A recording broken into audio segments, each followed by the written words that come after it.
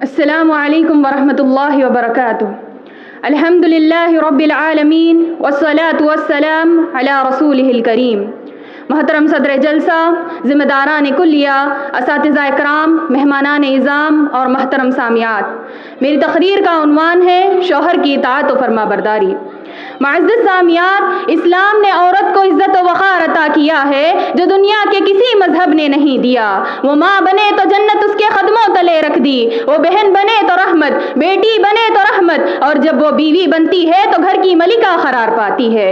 اسلام چاہتا ہے کہ وہ گھر کو جنت نما بنائے، اور اس مقصد کے لیے بیوی کو یہ عظیم فریضہ دیا گیا کہ وہ شوہر کی اطاعت کرے، اس کی عزت کرے اور اس کے ساتھ نرمی، محبت اور حسن اخلاق سے پیش آئے۔ سورۃ النساء میں اللہ تعالیٰ کا ارشاد ہے وَالصَّالِحَاتُ قَانِتَاتٌ حَافِظَاتٌ لِّلْغَيْبِ بِمَا حَفِظَ اللَّهُ، یعنی نیک عورتیں وہ ہیں جو اپنے خاوندوں کی اطاعت گزار ہوتی ہیں اور ان کی غیر موجودگی میں ان کی عزت و مال کی حفاظت کرتی ہیں۔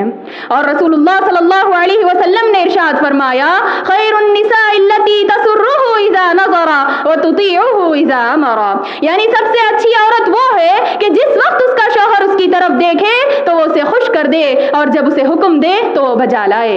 لیکن اس حکم بجا لانے میں شرط یہ ہے کہ اس کا کوئی حکم شریعت کے خلاف نہ ہو۔ سامعات، اسلام نے عورت کو یہ تعلیم دی ہے کہ وہ اپنے شوہر کی اطاعت اس طرح کرے کہ شوہر کی اجازت کے بغیر کسی غیر محرم کو گھر میں داخلے کی اجازت نہ دے۔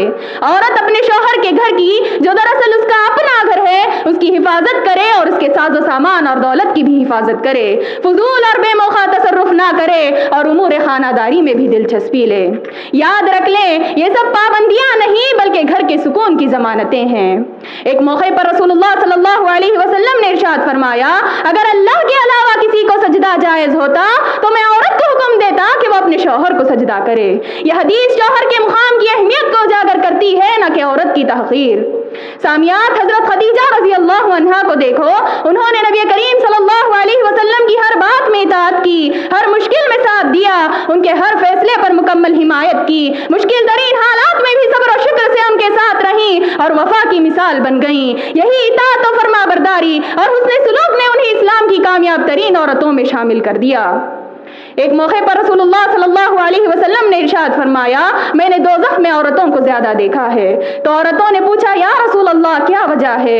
تو آپ صلی اللہ علیہ وسلم نے فرمایا شوہروں کی ناشکری کی وجہ سے، یعنی اگر ایک بات بھی ان کی منشا کے خلاف ہو جائے تو فوراً کہہ دیا جاتا ہے ما رأیت منک خیرا قط، میں نے تم میں کبھی بھلائی ہی نہیں پائی۔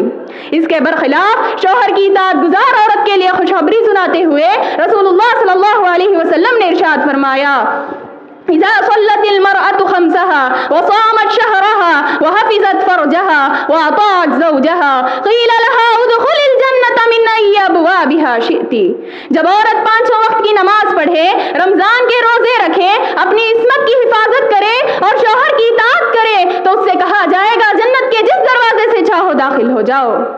لیکن سامعات، افسوس آج کے عورتوں پر کہ وہ بات بات میں شوہروں کی نافرمانی کرتی ہیں، میکے والوں کی بڑائی جتا کر خاوند کو ذلیل کرتی ہیں، خانہ خرابی کو دعوت دیتی ہیں، اور وہ فیمنزم اور مغربی تہذیب کے فریب میں آ کر یہ سمجھنے لگی ہیں کہ شوہر کی اطاعت ان کی آزادی کے خلاف ہے۔